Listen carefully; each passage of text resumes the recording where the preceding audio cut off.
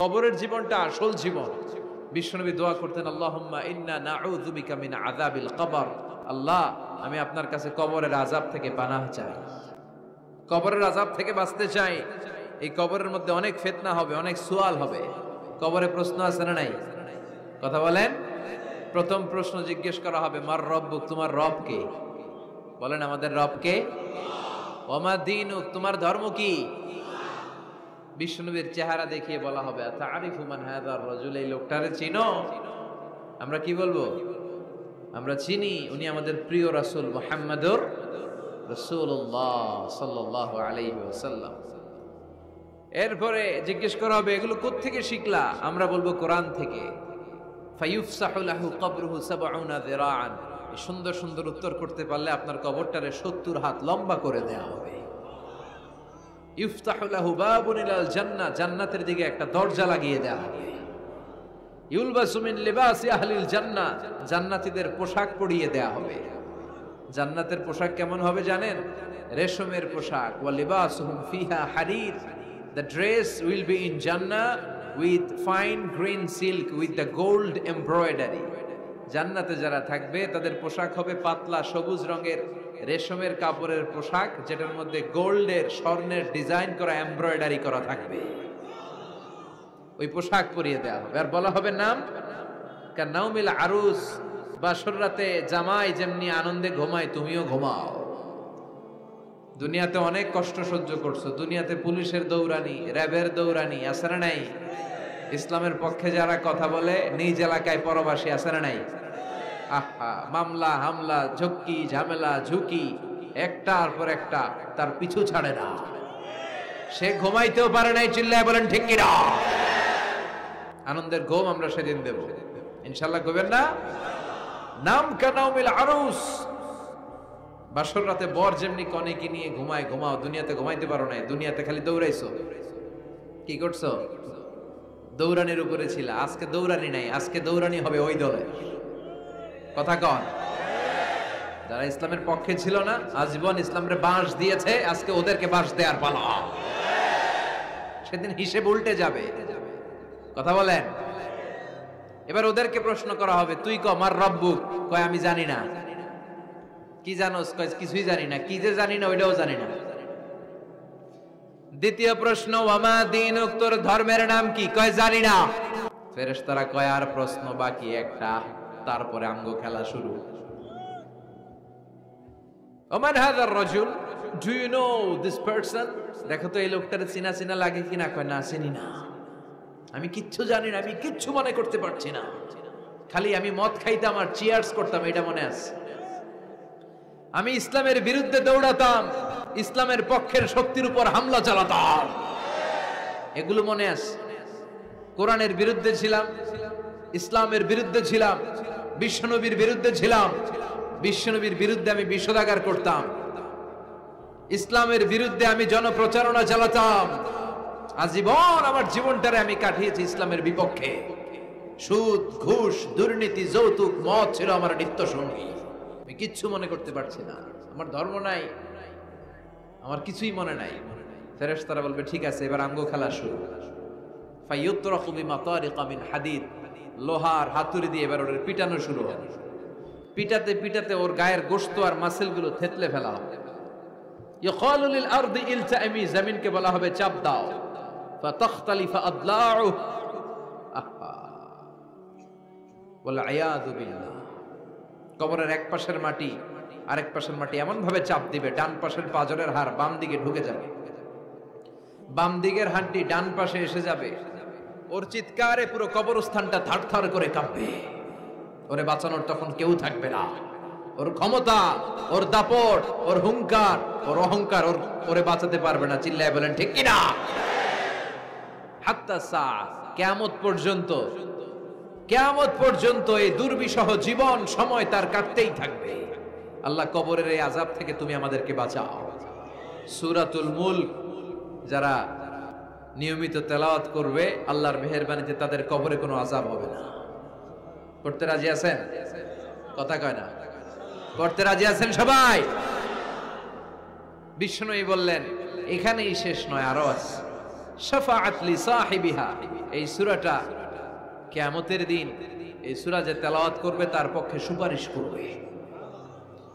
কোরআন যদি আপনার বিপক্ষে আল্লাহর কাছে নালিশ করে, আপনার বাঁচার কোনো উপায় আছে? আপনার পীর সাহেব আপনারে বাঁচাইতে পারবে? তাইলে আপনার দলের নেতা, কথা কন, কেউ বাঁচাইতে পারবে আপনারে? কোরআন যেমনি আপনার বিরুদ্ধে দাঁড়ালে আপনারে বাঁচাতে পারবে না, কোরআন তেমনি আপনার পক্ষে দাঁড়ালে আল্লাহ আপনারে ফেলে দিতে পারবে না। কোরআন আপনার পক্ষে থাকলে আল্লাহ আপনাকে দয়া করবেনই। বিশ্বনবী বলেছেন, ইকরাউল কুরআন ফাইন্নাহু ইয়াতি ইয়াউমাল কিয়ামাতি শাফিআন লিআসহাবি। কোরআন তেলাওয়াত করো, কেননা কোরআনের তেলাওয়াত এটা কিয়ামতের দিন তোমার জন্য সুপারিশ হয়ে দাঁড়াবে। এজন্য বিশ্বনবী বললেন, যে ব্যক্তি সূরাতুল মুলক নিয়মিত তেলাওয়াত করবে, এই সূরাটা কিয়ামতের দিন ওই তেলাওয়াতকারীর জন্য আল্লাহর কাছে সুপারিশ করবে। এখানেই শেষ নয়, বিশ্বনবী বললেন, খাসামাত আন সাহিবিহা, এই সূরা যে তেলাওয়াত করবে তার পক্ষে আল্লাহর সাথে এই সূরাটা দাঁড়িয়ে তার পক্ষ নিয়ে আল্লাহর সাথে তর্ক করবে, ঝগড়া করবে। আল্লাহ তুমি ওরে জান্নাত দিবা না কেন? ওরে মাফ করবা না কেন? তুমি না গফুর, তুমি না গফফার, তুমি না রাহিম, তুমি না রহমান, তুমি মাফ করে দাও। ও মিয়া, সুপারিশ করতেছে কে? সূরাতুল মুলক। সুবহানাল্লাহ কইবেন না? কতক্ষণ এই তর্ক আল্লাহর সাথে সে চালাবে? হাত্তা আদখালাহুল্লাহুল জান্নাহ, যতক্ষণ না আল্লাহ তার জান্নাতে না ঢুকায়। এখানেই শেষ নয়, বিশ্বনবী বললেন, মান কারাআ বিহা ফি লাইলাতিন ফাকাদ আকসারা ওয়া আতাবা, রাত্রি বেলায় যে এই সূরাটা তেলাওয়াত করবে পুরো রাতটাকে বরকতময় করে দিবে কে? এজন্য বিশ্বনবী বলেন, আমি চাই আমার সব উম্মত এই সূরাটা মুখস্থ করে নেক। আমার চাই আমার ছোট বড় আবাল বৃদ্ধ বনিতা সব উম্মতের হৃদয়ের মধ্যে এই সূরাটা গাঁথা থাক, মুখস্থ থাক, হিফজ করা থাক। আমরা বিশ্বনবীর উম্মত না? কথা কন। নবীর এই আশাটা আমাদের পালন করার দরকার আছে না নাই? আমরা কি পারি না এই সূরাটা মুখস্থ করে রাখতে? মাত্র 30 আয়াত, প্রতি মাসে কয়দিন? প্রতিদিন এক আয়াত করে মুখস্থ করলে লাগে কয়দিন? প্রতিদিন এক আয়াত করে মুখস্থ করলে 30 দিনে এই সূরা মুখস্থ করতে রাজি আছেন? সবাই রাজি আছেন তো? মনে থাকবে? নেক্সট টাইমে নেক্সট ইয়ারে আসলে জিজ্ঞেস করবো যে সূরা মুলক মুখস্থ হয়েছে কিনা। হ্যাঁ, মনে থাকবে তো? আল্লাহ তুমি তৌফিক দাও। এই সূরাটা পড়লে আল্লাহ আপনার দৃষ্টি শক্তিকে খুলে দিবে। আপনার চোখের সামনে কোনো পর্দা থাকলে পর্দাটা সরে যাবে, আপনি আল্লাহর মাহাত্ম্য বুঝতে পারবেন, আপনি আল্লাহরে চিনতে পারবেন, আপনি আল্লাহর অস্তিত্ব টের পাবেন। সুবহানাল্লাহ পড়ায়। অনেকেই বলে যেটা দেখি না তা মানি না। যারা স্রষ্টাকে বিশ্বাস করে না তারা বলে আনসিন ইজ নাথিং, যেটা দেখা যায় না এটা বিশ্বাস করি না। নাস্তিক্যবাদের ছড়াছড়ি আছে না নাই? বাগেরহাটে কোনো নাস্তিক নাই মনে হয়? কথা কন। আছে আছে আছে। এত দাড়ি টুপি এগুলার ভিতরে ঢুকে কেমনে? ওগুলা পিছনে পিছনে থাকে, এগুলা আজীবন পিছনে পিছনে থাকবে। কথা বলেন। ইয়াং যুবক যারা আছে তোমরা একটা বই পড়বে, প্যারাডক্সিক্যাল সাজিদ, একটা বই আছে বাজারে, নাস্তিকদের বিভিন্ন প্রশ্নের জবাব। এই বইয়ের লেখক খুব ভালো করে ওই বইতে তিনি তুলে ধরেছেন। লেখকের নাম আরিফ আজাদ।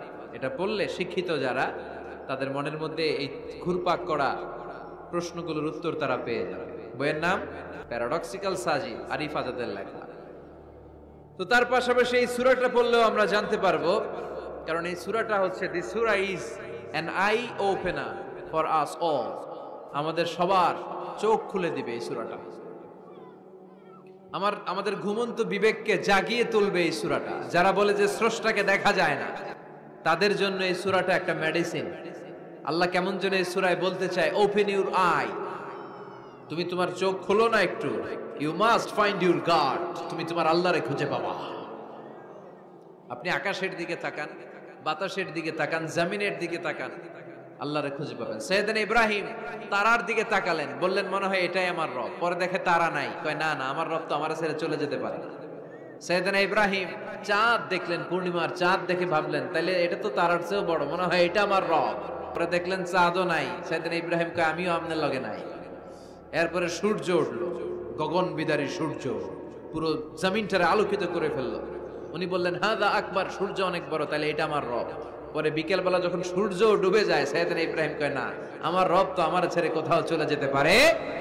তখন তিনি চিন্তা গবেষণার মধ্য দিয়ে মহাসত্যের খোঁজ পেলেন। সুবহানাল্লাহ পড়ে।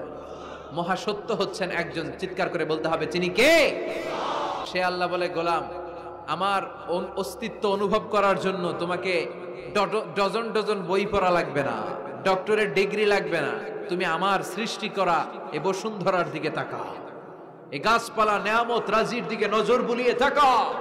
তুমি সাগর দেখো, তুমি পাহাড় দেখো, তুমি ঝর্ণা দেখো, ঝর্ণার কলকলো আওয়াজের ভেতরে আমি আল্লাহরে খুঁজে পাবা। কথা কন, ঝর্ণা দেখছেন কেউ কোনোদিন? বাগেরহাটে আছে? কোথায় যেয়ে দেখছেন? সিলেটে, হিমছড়িতে? আহা, ঝর্ণার সামনে দাঁড়ালে বোঝাই যায় একজন এটাকে নিয়ন্ত্রণ করছে, একজন আছে, একজন থাকা লাগবে, একজন থাকা চাই, যাকে ছাড়া মহাবিশ্ব এত সুন্দরভাবে চলতে পারে না। সাগরের দিকে তাকান। কক্সবাজারে গেছেন আপনারা?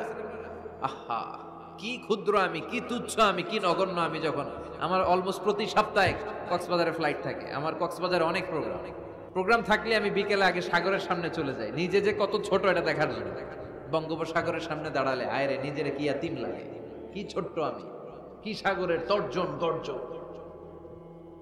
হিমছড়িতে যখন যাই, সিলেটের মাধবকুণ্ডে যখন যাই, মালয়েশিয়াতে মাঝে মাঝে যাই, ক্যামেরন হাইল্যান্ডে কিছু ওয়াটারফল আছে।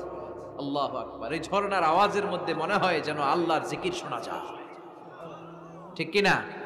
ঝর্ণা ঝর্ণা ঝর্ণা রে, বলনা বলনা বলনা রে, কার বিরহে পাগল পাড়া তুই, কার মিলনে ফুল ফসলে ভরার তোর দুকুল বই, কার মিলনে ফুল ফসলে ভরার তোর দুকুল বই। ঝর্ণা ঝর্ণা ঝর্ণা রে, বলনা বলনা বলনা রে, কার বিরহে পাগল পাড়া তুই। ঝর্ণার দিকে তাকালে, আকাশের দিকে তাকালে, বাতাসের দিকে তাকালে আকাশের রব আল্লাহর অস্তিত্ব সেখানে আছে না নাই? চিল্লায় বলেন আছে না নাই? এই জন্য নাস্তিকদের যুক্তিগুলো খোড়া যুক্তি।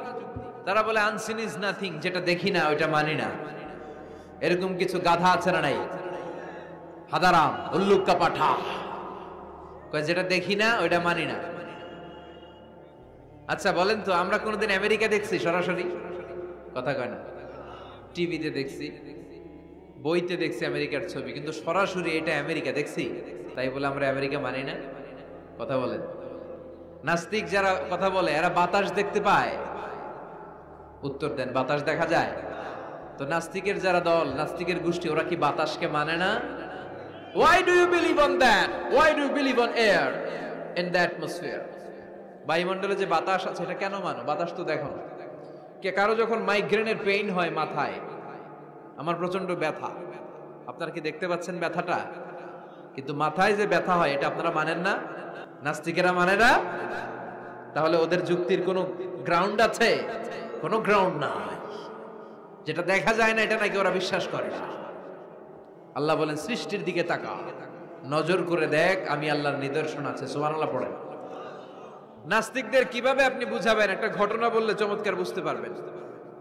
কুফা নগরীতে এক নাস্তিক ছিল, সে এরকম বলতো, যেটা দেখি না ওইটা মানি না। সবাই বলে আমাদের একজন ইমাম আছে, ওনার নাম নু'মান ইবনু সাবিত, উনি তোমারে দেখায় ছাড়বে আল্লাহরে। সে বলে তাই? তাহলে ডাকো তো, তার সাথে আমি তর্ক করব। অ্যাপয়েন্টমেন্ট দেয়া হলো জুমার পরে ঠিক ভর দুপুরে 2টায়। নু'মান ইবনু সাবিত ওনার আসল নাম, ওনার লকব হচ্ছে আবু হানিফা। ইমাম আবু হানিফারে ছিলেন না? ইমাম আল আযম। উনি আল্লাহর পক্ষে নাস্তিকের সাথে লড়বেন, আর নাস্তিক আল্লাহর বিপক্ষে লড়বেন। সময় দেয়া হয়েছে জুমার সালাতের পর ভর দুপুরে 2টা। ঠিক সময়ে নাস্তিক এসেছে, হাজার হাজার মানুষ এসেছে, আসে নাই ইমাম আবু হানিফা। নাস্তিক তো রেগে মেগে আগুন, আমারে সময় দিয়ে উনি আসে নাই কেন? আসে না কেন? আধা ঘন্টা, 1 ঘন্টা, 1.5 ঘন্টা চলে যায়, আসে না। প্রায় 2 ঘন্টা পরে ইমাম আবু হানিফা দৌড়ে দৌড়ে আসলেন। নাস্তিক বলে আপনার তো সময়ের কোনো জ্ঞানই নাই, আপনার সাথে কোনো তর্ক চলবে না। ইমাম আবু হানিফা বললেন ইনদি উযর, আই হ্যাভ অ্যান এক্সকিউজ, আমার একটা এক্সকিউজ আছে। কি এক্সকিউজ? সাইয়েদনা ইমাম আবু হানিফা বললেন, আমি যখন ঘর থেকে বের হই এই পথে আসার সময় আমাকে একটা নদী পার হতে হয়। কি পার হতে হয়? আজকে যে দেখি নদীর সামনে কোনো নৌকা নাই, মানুষ নাই, কেউ নাই, কেউ নাই। হঠাৎ দেখলাম নদীর পাশে বিশাল একটা বড় গাছ, গাছটা এমনি এমনি দুই ভাগ হয়ে গেল, গাছ থেকে এমনি এমনি কাঠ আর তক্তা বের হয়ে গেল, তক্তাগুলো এমনি এমনি জোড়া লেগে নৌকা হয়ে গেল। ওই নৌকা এমনি এমনি নদীর মাঝখানে এসে পড়লো, আর আমি উঠে বসলাম। মাঝি ছাড়া, লগি বৈঠা ছাড়া নৌকা আমারে এক টান মেরে নদীর ওপার নিয়ে গেল। এই কাজগুলো হতে হতে 2 ঘন্টা লেগে গেছে। কয় ঘন্টা? নাস্তিক কয় তবে ইমামের মাথা খারাপ। নাস্তিক কি বলে? তোদের ইমামের মাথায় সমস্যা। ইমাম আবু হানিফা বললেন, আপনি এই কথা বললেন কেন? আমার মাথা ঠিকই আছে, আপনি আমার গালি দেন কেন? নাস্তিক বলে, এমনি এমনি গাছ ভেঙে 2 ভাগ হয় নাকি? এমনি এমনি করাত ছাড়া গাছ কেটে তক্তা বানানো যায় নাকি?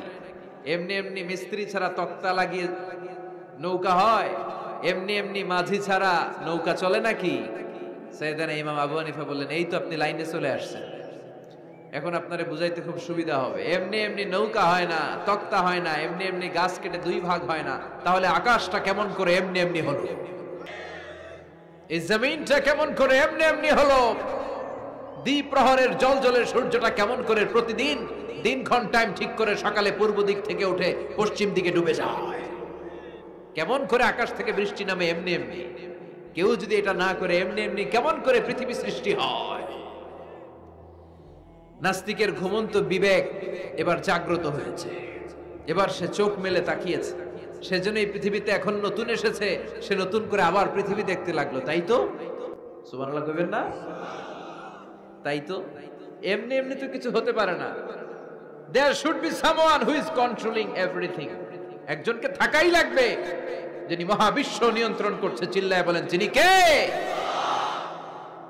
নাস্তিক অবাক, তাই তো, আসলেই তো আমি একটা বোকা, আসলে আমি হাদারাম, আমি তো এইভাবে কখনো ভাবি নাই। ও ইমাম, আপনাকে শুকরিয়া, আপনার হাত দেন, আপনার হাতে চুমু খাই, আপনার হাতে হাত রেখে আমি শাহাদা বাক্য পাঠ করতে চাই, আপনি আমারে পড়িয়ে দেন লা ইলাহা ইল্লাল্লাহ মুহাম্মাদুর রাসূলুল্লাহ। কালিমা পড়ে মুসলমান হয়ে গেলেন। আল্লাহু আকবার। এজন্য নাস্তিকদের সাথে ওয়াজাদিলহুম বিল্লাতি হিয়া আহসান, হিকমতের সাথে কথা বলতে হবে। প্রজ্ঞার সাথে যদি আপনি একটা ভ্যালিড গ্রাউন্ড উপস্থাপন করতে পারেন, নাস্তিকরা আপনার সামনে দাঁড়াতে পারবে না। চিল্লায় বলেন ঠিক কিনা? এই নাস্তিকদের জন্য অনেক দিক নির্দেশনা, ডোজ, মেডিসিন আল্লাহ সূরার ভেতরে দিয়েছেন। সূরাটার নাম সবাই বলতে হবে। সবাই বলেন, সবাই কইছেন? সূরার নাম সূরা মুলক। চিল্লায় বলেন কি নাম? সূরাতুল মুলক। আল্লাহ শুরু করছেন, তাবারাকাল্লাযী বিয়াদিহিল মুলকু ওয়া হুয়া আলা কুল্লি শাইইন কাদির। সুবহান সেই সত্তা যার হাতে ক্ষমতা, আর তিনি সব বিষয়ের উপরে ক্ষমতাবান। পড়েন সুবহানাল্লাহ। তাবারাকাল্লাযী, সুবহান সেই সত্তা, বিয়াদিহিল মুলকু, যার হাতে সব ক্ষমতা, ওয়া হুয়া, আর তিনি, আলা কুল্লি শাইইন কাদির, সব বিষয়ে ক্ষমতাবান। তিনি কে? বিয়াদিহিল মুলকু, তার হাতে ক্ষমতা। চিল্লায় বলেন তো কার হাতে? নাকি আপনাদের হাতে? মাননীয় প্রধানমন্ত্রীর হাতে? আস্তে আস্তে যাও, তুমি তো পুরো মাইক নাড়ায় ফেলতেছো। ক্ষমতা কার হাতে? নাকি প্রধানমন্ত্রীর হাতে? র্যাবের প্রধানের হাতে? পুলিশ প্রধান ডোনাল্ড ট্রাম্পের হাতে? ভ্লাদিমির পুতিনের হাতে? নরেন্দ্র মোদির হাতে? কার হাতে? জোরে বলেন। বিশ্বাস হয়? কিন্তু আমরা কিন্তু প্রায়শই বলি সকল ক্ষমতার উৎস জনগণ। এভাবে রাষ্ট্রীয়ভাবে কিছু কুফরি আমাদেরকে শিক্ষা দেওয়া হয়। চিল্লা এখন ঠিক কিনা? এটা রাষ্ট্রীয় কুফরি। সকল ক্ষমতার উৎস জনগণ নয়, সকল ক্ষমতার উৎস একজন। চিল্লায় বলেন তিনি কে? আপনি নিজের একটু নিজের জিজ্ঞেস করেন তো যে আপনার ক্যাপাসিটি কতটুকু? আমার ক্যাপাসিটি আসলে কতটুকু? আমি আসলে কদ্দূর করতে পারি, কদ্দূর ক্ষমতা আমার আছে? একটু জিজ্ঞেস করে দেখেন। ডায়রিয়া যাদের হয়, 5 বার 7 বার 10 বার যদি টয়লেটে যাওয়া লাগে, ওর চেহারার দিকে আর তাকানো যায়? নিজেকে দিয়ে ভাবেন, যেদিন আপনার পেট মোচড় দিয়ে ডায়রিয়া হয়েছে, 7 বার 8 বার ইমোটিল ট্যাবলেট খাওয়ার পরে, স্যালাইন খাওয়ার পরেও ভালো হচ্ছে না, 10 বার 12 বার যেতে যেতে চেহারাটা সাদা হয়ে যাচ্ছে, গায়ে কোনো শক্তি নাই, এরপরে 3-4 জন কাঁধে করে টয়লেটে ঢুকায়, আছে না নাই? 10 বার 12 বার টয়লেটে গেলে আর কোনো শক্তি নাই, কই আই মরি যাইও, আই আর হাইতান না রে, মাফ করে দে, এরকম হয় না? তখন ভয় লাগে, মনে হয় যে আমি আসলেই মরে যাব, সবার কাছে বিদায় নেয়, আমারে মাফ করে দাও, আমি হয়তো বাঁচবো না। কত লিমিটেড পাওয়ার আমাদের, কত দুর্বল। 5 বার টয়লেটে গেলে চেহারার দিকে তাকানো যায় না, চেহারা ভেসকি মেরে থাকে এমনি। সে নাকি ক্ষমতার মালিক। আল্লাহ বলেন ওয়া খুলিকাল ইনসানু দাঈফা, তোদেরকে আমি দুর্বল করে বানিয়েছি। শুধু আমরাই দুর্বল না, আমি দুর্বল, আমার বাপ দুর্বল, আমার দাদা দুর্বল, আমার 14 গোষ্ঠী দুর্বল। আমরা দুর্বলের ঘরের দুর্বল। সবল হচ্ছে একজন, তিনি কে? এজন্য সকল ক্ষমতার উৎস কোন দৃষ্টিতে, কোন যুক্তিতেই টিকে না যে সকল ক্ষমতার উৎস নাকি মানুষ। এই কথাটা যুক্তির আলোকে টিকে? সকল ক্ষমতার উৎস কে? কি ক্ষমতা আছে আমাদের? কোনো ক্ষমতাই নাই। আজকে কেউ যদি পেছন থেকে চিৎকার দিয়ে বলে হুজুর প্যান্ডেলে সাপ, মজা করে বলছে, এতে অনেকে খুঁজতেছে কই সাপ, কই সাপ। দেখছেন ক্ষমতার মালিক নাকি আমরা? আর আসলে যদি 3-4টা সাপ ফস করে এদিক দিয়ে ফনা তুলতো, black mamba, king cobra, python, হ্যাঁ, এই সাপগুলো যদি ফস করে এখানে ঢুকতো, আপনাদেরকে খুঁজে পাওয়া যেত? এতক্ষণ স্লোগান চলে, এখন দৌড়, আছে না নাই? সাপ বাদ দেন, ভাউয়া ব্যাং চিনেন? অথবা কোলা ব্যাং? বাগেরহাটে কি বলে, কি করে? খালি লাফায়। 10টা ভাউয়া ব্যাং, 2টা স্টেজে আর 8টা প্যান্ডেলে ছেড়ে দেওয়া হলো, অবস্থাটা কি হবে জানেন? ভাউয়া ব্যাং আর কি লাভ দিবে? এর চেয়ে বড় লাভ দিবেন আপনারা, এর চেয়ে বড় লাফাইতে লাফাইতে আমরা ভাগবো। এই হচ্ছে আমাদের অবস্থা। নিজেকে একটু জিজ্ঞেস করেন যে how much capacity I belong, কতটুকু ক্ষমতা আমার আছে।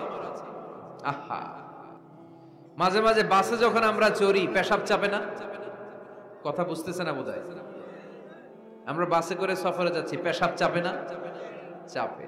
ড্রাইভাররে অনুরোধ করার পরে ড্রাইভার বলে এই বাসের নিয়ম হচ্ছে ঢাকা টু কক্সবাজারে থামবে একবার, কয়বার?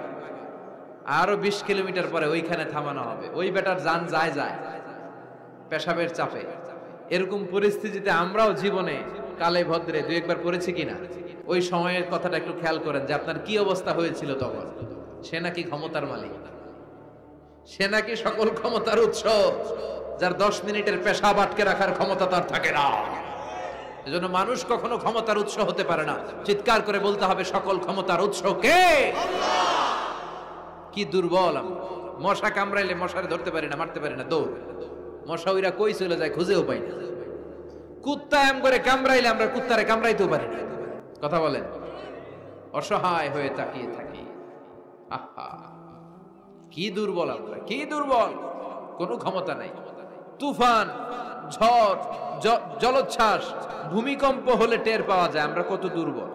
বাগেরহাটে মনে ভূমিকম্প হয় না? হয়। আহা, মাঝে মাঝে মাঝরাতে 3টায় 4টায় ভূমিকম্প হয় না? লোকজন দৌড়, কেউ লুঙ্গি সহ দৌড়, কেউ লুঙ্গি থুইয়া দৌড়, কারণ আগে জান বাঁচাতে হবে, এটা ফরজ। কি বিপদে আমরা পড়ে যাই, দৌড়। দুধের বাচ্চাটা পড়ে থাকে, ওরে কোলে নিয়ে দৌড় দিব, নাকি স্ত্রীকে ডাকবো, নাকি ভাড়াটিয়াদেরকে উঠাবো, নাকি ছাদ থেকে নিজেই লাফ দেব? ভূমিকম্প যখন শুরু হয়, আমেরিকা যখন ভূমিকম্প শুরু হয়, ডোনাল্ড ট্রাম্প যে বিল্ডিং এ থাকে, ডোনাল্ড ট্রাম্প মনে হয় দৌড় দেন। কথা বলেন। আমাদের প্রধানমন্ত্রী যে বিল্ডিং এ থাকে, ওই বিল্ডিং এ যদি ভূমিকম্প হয়, কথা কন। আমি কই নাই কিন্তু, আপনারা কইছেন দৌড়। বাঁচার জন্য দৌড় দিতে হয়। আমি একটা ভিডিও দেখেছি, একটা টেলিভিশন প্রোগ্রামে, লাইভ প্রোগ্রাম চলছিল, সরাসরি সম্প্রচার। লাইভ বুঝেন? সরাসরি সম্প্রচারের প্রোগ্রাম। তো লাইভ প্রোগ্রাম, উপস্থাপক বসে আছে এদিকে, এদিকে অতিথিরা। ইন দ্য মিন টাইম শুরু হয়েছে ভূমিকম্প। উপস্থাপক মাইক থুইয়া দৌড়, অতিথিরা ওঠে নাই, অতিথিরা বসে আছে, কারণ মেকআপ টেকআপ সব শেষ, ক্যামেরা রেডি। একটু পরে ভূমিকম্প আরো বেড়ে গেল, এবার অতিথিরাও দৌড়। আহা, কি অসহায়, কি দুর্বল।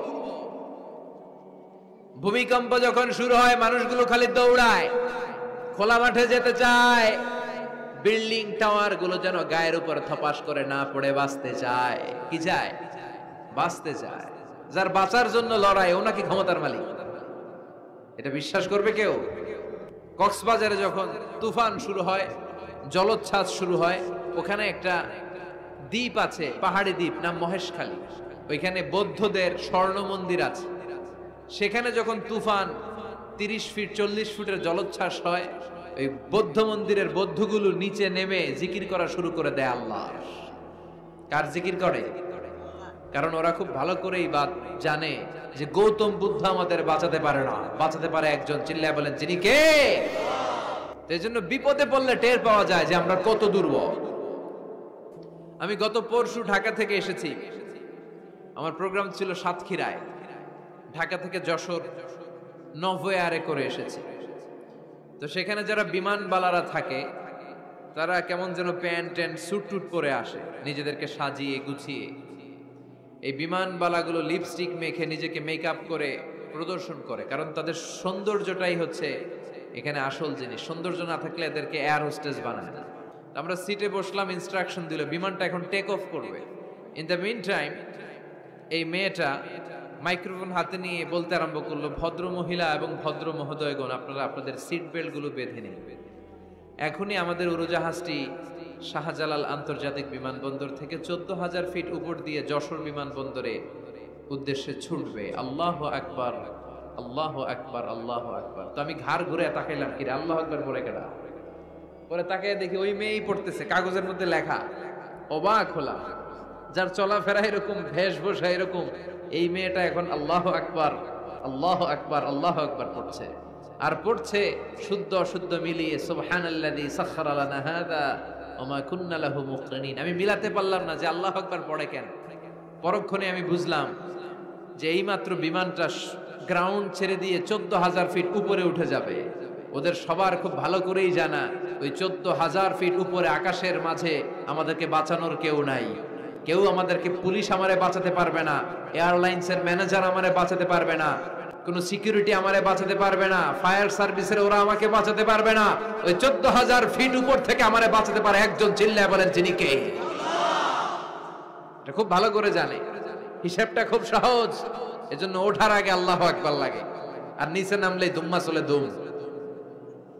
আছে না নাই? নিচে নামলেই কুছ কুছ হোতা হ্যায়। কথা বলেন, বিমান থেকে নামলেই কুছ কুছ হোতা হ্যায়। বিমানে ওঠার সময় আল্লাহু আকবার, আল্লাহু আকবার। কি অবস্থা আমাদের, কতটুকু ক্ষমতার মালিক। আসলে আমাদেরকে আল্লাহ তেমন কোনো ক্ষমতাই দেয় নাই। ক্ষমতার মালিককে সে আল্লাহ বলছেন, তাবারাকাল্লাযী বিয়াদিহিল মুলকু ওয়া হুয়া আলা কুল্লি শাইইন কাদির। সুমহান সেই সত্তা যার হাতে ক্ষমতা। চিল্লায় বলেন, ক্ষমতা কার হাতে? তিনি আজীবন ধরে ক্ষমতার চেয়ারে আসীন। তার ক্ষমতার চেয়ার কেউ কেড়ে নিতে পারবে না। কথা বলেন, কথা কয় নাকি? বিএনপির ক্ষমতার চেয়ার কেড়ে নেয় আওয়ামী লীগ, আওয়ামী লীগের ক্ষমতার চেয়ার কেড়ে নেয় বিএনপি। এগুলো আমরা দেখছি না? এখন অবশ্য লম্বা সময় ধরে বাংলাদেশ আওয়ামী লীগ ক্ষমতার চেয়ারে আছে। হয়তো কোনো কারণে আওয়ামী লীগের পর আবার নতুন কোন দল ক্ষমতায় আসতে পারে কি পারে না। এভাবে পৃথিবীর রদবদল হয়। আজীবনের জন্য কেউ ক্ষমতার চেয়ারে বসে থাকতে পারে একজন ছাড়া। তিনি কে? আল্লাহ। সেই যে ক্ষমতার চেয়ারে বসছে, কেউ আল্লাহর ক্ষমতার চেয়ার কেড়ে নিতে পারবে? চিল্লায় বলেন, পারবে? এই পৃথিবীতে যারা ক্ষমতায় আসে তাদের কারো ক্ষমতার মেয়াদ 5 বছর। এই যে বাংলাদেশ আওয়ামী লীগ নতুন করে ক্ষমতায় এলো, মেয়াদ কয় বছর? কথা বলেন, 5 বছর। কোন কোন দেশে 10 বছর। আল্লাহ যে ক্ষমতার চেয়ারে বসছে, আল্লাহর ক্ষমতার মেয়াদ কয় বছর? 20 বছর। কি কয়? হ্যাঁ, 50, 100 বছর। কয় বছর? আজীবন মেয়াদ। সুবহানাল্লাহ কইবেন না?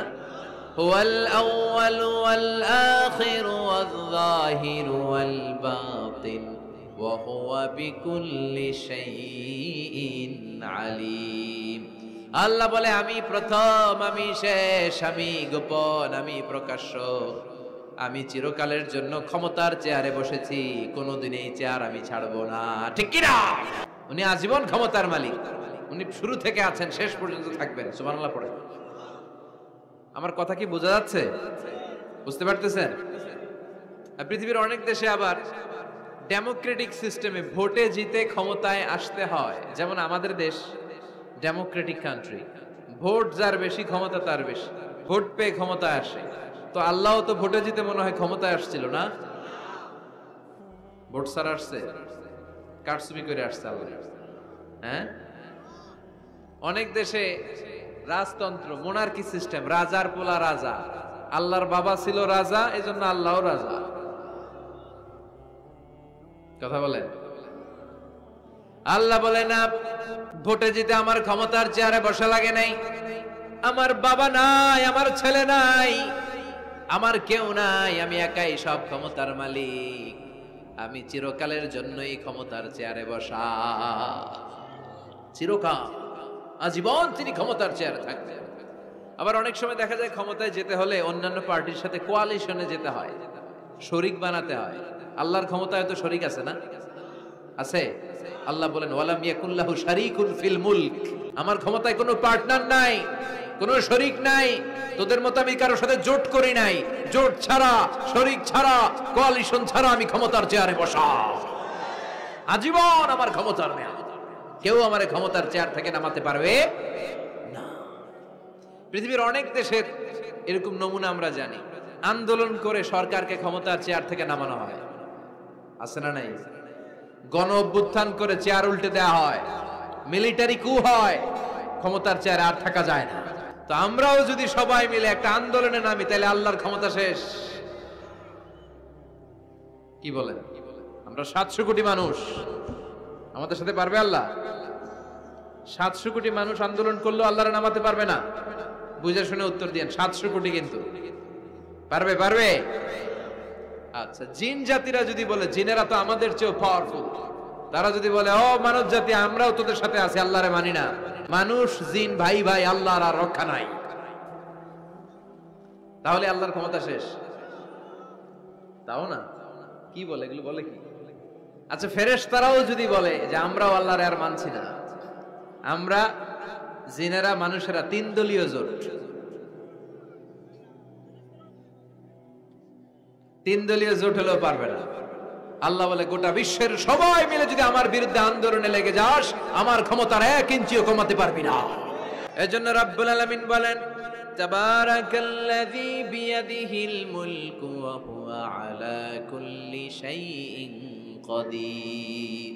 সুমহান সেই সত্তা যার হাতে ক্ষমতা, ক্ষমতা কার হাতে? ওয়া হুয়া আলা কুল্লি শাইইন কাদির, তিনি সব বিষয়ের উপর ক্ষমতাবান। তিনি কে?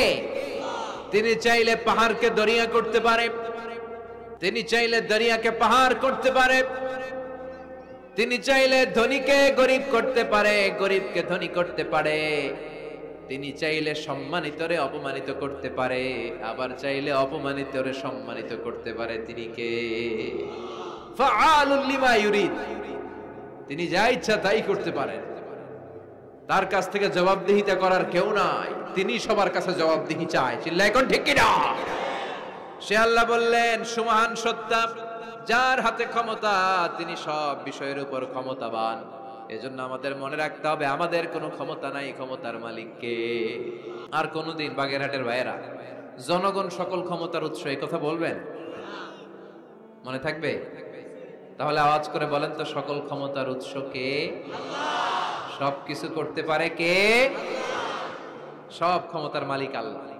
অনেক কথা আল্লাহ 30 আয়াতে বললেন, কয়টা বলবো? কিছু দূর যে আল্লাহ বলা শুরু করলেন ওয়ালাকাদ যায়্যানাস সামাআদ দুনিয়া বিমাসাবিহা ওয়া জাআলনাহা রুজুমান লিশ-শায়াতিন। সুবহানাল্লাহ পড়েন। আল্লাহ বললেন আমি নিকটবর্তী আকাশটারে তারা দিয়ে, আলো দিয়ে, মোমবাতি দিয়ে আলোকিত করেছি। I have beautified the closer sky with light and candles. আমি তারা দিয়ে নিচের আকাশটাকে সুশোভিত করেছি। তারা দিয়ে আমাদের আকাশটারে, মহাশূন্যটারে সুশোভিত করেছে কে? তারা চেনেন? চেনেন না? খালি আকাশের দিকে রাতে তাকালে কি দেখা যায়? তারা। রাতের বেলা তারার মেলা। এখন তো লাইটিং ফাইটিং এর যুগ, তারা চেনা যায় না। আগের লোকেরা তারা না দেখে কিছু করতে পারতো না। আগের মুরব্বীরা তারা দেখলেই বুঝতো কয়টা বাজে, ঘড়ি লাগতো না। আগের নাবিকেরা তারা দেখে তারা রাত কয়টা বাজে নির্ধারণ করে ফেলতো। কত ধরনের তারা আছে। শুক তারা নাম শুনছেন? ধ্রুব তারা শুনেছেন? সপ্তর্ষি মণ্ডল একটা আছে, অনেকে তারা চিনে না। গুটি গুটি গুটি গুটি 7টা তারা একসাথে দেখবেন, এটার বলে সপ্তর্ষি মণ্ডল। আল্লাহ বলে এই তারা দিয়ে আমি আকাশটারে সুশোভিত করেছি। এই তারাগুলো কিন্তু প্রথম আকাশে না, এই তারাগুলো প্রথম আকাশের মহাশূন্যে অবস্থিত। আমরা খালি চোখে যা দেখি এটা আকাশ নয়, এটা মহাশূন্য। এটা কি? বাগেরহাটের ভাইরা উত্তর করেন, এটা কি? এই মহাশূন্যের অনেক অনেক অনেক অনেক অনেক উপরে আকাশ। ওই আকাশ যে কত উপরে এটা নাসার বিজ্ঞানীরাও জানে না। শুরুতে আমরা দেখতে পাই প্রথম আকাশের মহাশূন্য, এর অনেক উপরে প্রথম আকাশ। তারপরে শুরু হয় দ্বিতীয় আকাশের মহাশূন্য, তার অনেক উপরে দ্বিতীয় আকাশ। তারপরে তৃতীয় আকাশের মহাশূন্য, তারপরে তৃতীয় আকাশ। এভাবে একটার চেয়ে আরেকটা বড়, একটার চেয়ে আরেকটা বড়। দ্বিতীয় আকাশের তুলনায় প্রথম আকাশটা কত ছোট শুনতে চান? আপনার হাতের আংটিটা যদি আপনি সাহারা মরুভূমিতে ছুঁড়ে ফেলে দেন, পৃথিবীর সবচেয়ে বড় মরুভূমির নাম কি জানেন? সাহারা মরুভূমি। এই সাহারা মরুভূমিতে আপনার হাতের আংটি ছুঁড়ে ফেলে দিলে পুরো মরুভূমির তুলনায় আপনার হাতের আংটি যত ছোট, আল্লাহর দ্বিতীয় আকাশের তুলনায় আল্লাহর প্রথম আকাশটা ঠিক তত ছোট, একটার চেয়ে একটা বড়। তারপর আমরা নিজের বড় বড় করে দাবি করি। এই যে আজকের প্যান্ডেলে এত মানুষের সমারোহ হয়েছে, তাকালে মনে হয় না যে কত বিশাল জায়গা? কথা বলেন, বিশাল মনে হয় না? পিল জঙ্গ এইটার যদি এত বড় মনে হয়, তাহলে পিল জঙ্গটা কত বড়? হ্যাঁ, আরো। এইটার চেয়ে নিশ্চয়ই বাগেরহাট বড়। কথা কয় না? বাগেরহাটের চেয়ে নিশ্চয়ই পুরো বাংলাদেশটা বড়। বাগেরহাট হলো 64 জেলার এক জেলা। 64টা জেলা মিলে সুজলা সুফলা আমাদের এই বাংলাদেশ। বাংলাদেশ হচ্ছে পৃথিবীর সবচাইতে বড় দেশ। হ্যাঁ, এরা দেখি আমার সব কথার সাথে খালি দ্বিমত করে। বাংলাদেশ সবচেয়ে বড় দেশ না? কত ছোট জানেন? মানচিত্রে বাংলাদেশ লেখার জায়গাটাও আমরা পাই না। বাংলাদেশ এটা লিখতে গেলে BAN পরে ইন্ডিয়ার উপরে, GLA পরে বাংলাদেশের উপরে, আবার DESH পরে আবার ইন্ডিয়ার উপরে। আমাদের বাংলাদেশটা এত ছোট, বাংলাদেশ লেখার জায়গাটাও মানচিত্রে আমাদের জন্য নাই। এত ছোট দেশ, এত ছোট। ইন্ডিয়া প্রায় 20-25 গুণ বড় আমাদের চেয়ে। আমেরিকা, কানাডা শতগুণ বড়। রাশিয়া একটা দেশ আছে কয়েকশো গুণ বড়। এরকম 200টা বিশাল দেশ মিলে পৃথিবী, 200টা দেশ মিলে পৃথিবীর 30 ভাগ, বাকি 70 ভাগ শুধু পানি। বাকি 70 ভাগ কি? এই স্থল আর জল মিলে আমাদের পৃথিবী। তাহলে আজকের এই প্যান্ডেলের জায়গার তুলনায় পুরো পৃথিবীটা কত বড়? সুবহানাল্লাহ কইতে পারলেন না? তাহলে এই পৃথিবীটা আমাদের কাছে এখন পর্যন্ত যেটা আমরা আলোচনা করলাম বোঝা গেল অনেক বড়, এত বড় পৃথিবী। কিন্তু আমরা শুনতে পাই যে সূর্যটা আমরা দেখতে পাই দিনের বেলা, ওই সূর্যটা নাকি এই বিশাল পৃথিবীর চেয়ে 13 লক্ষ গুণ বড়। চিন্তা করতে পারেন? খালি তো মাথা নাড়াইতেছেন। আসলে কি আমরা চিন্তা করতে পারি? 13 লক্ষটা পৃথিবী সূর্যের মধ্যে রেখে দেওয়ার জায়গা করে দিয়েছে কে? 9,30,00,000 মাইল দূরে সূর্য 8 মিনিট 18 সেকেন্ড সময় নিয়ে নেয় আলো পৌঁছাতে। এত বিশাল সূর্য। তার মানে কি সূর্যটাই সবচেয়ে বড়? এর চেয়ে অনেক বড় বড় তারা আছে। সূর্যের পরে পৃথিবীর সবচেয়ে কাছের তারার নাম প্রক্সিমা সেন্ট্রাই। গুগল করলে দেখবে যে কত তারা। এরপরে Alpha Centauri A, Alpha Centauri B, এভাবে তারা শুরু। এটা ক্যারিনা, ব্যাটেলজিউস। যেই সূর্য পৃথিবীর চেয়ে 13 লক্ষ গুণ বড়, ব্যাটেলজিউস নামে একটা তারা আছে, ওই তারা সূর্যের চেয়ে 33 কোটি গুণ বড়। তার মানে কি ব্যাটেলজিউসই সবচেয়ে বড় তারা? এটা ছোট্ট সাইজের তারা। এইটার চেয়েও কত হাজার কোটি গুণ বড় তারা যে মহাশূন্যে আছে তার কোনো ইয়ত্তা আমাদের নাই।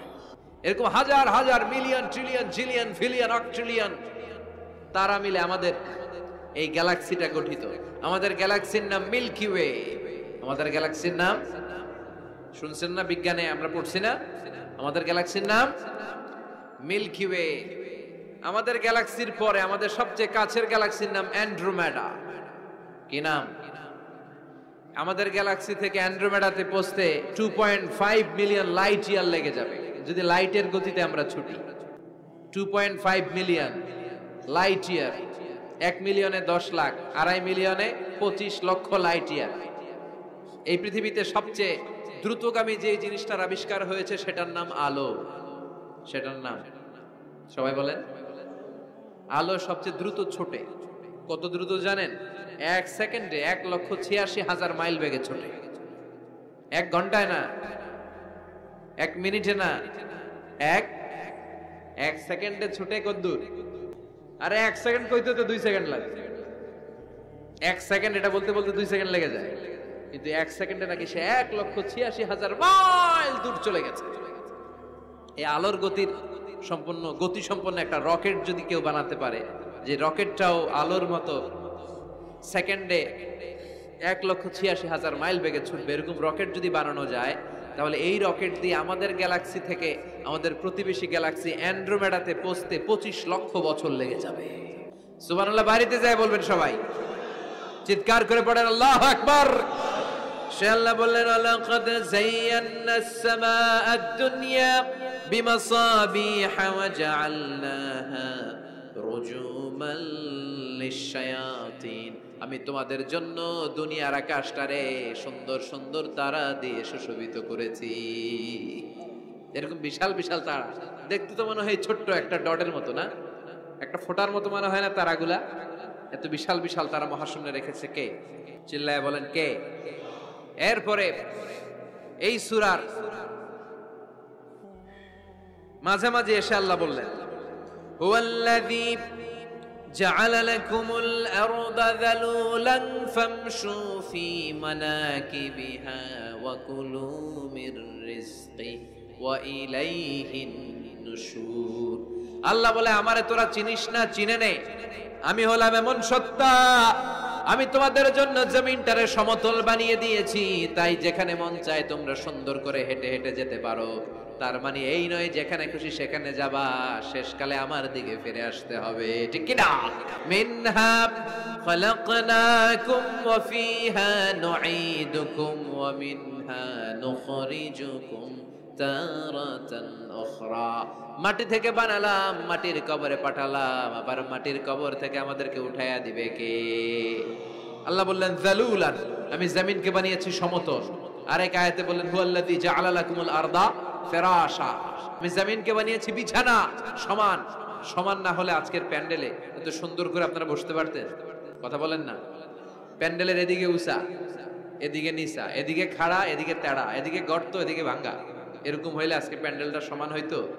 এই সমান করে দিছে কে? আবার আল্লাহ বলে, সবুজ কার্পেট দেখে মনে করো না যে তোমরা বেঁচে গেলা। এই সবুজ কার্পেটের ভেতরে আগুন আছে না নাই?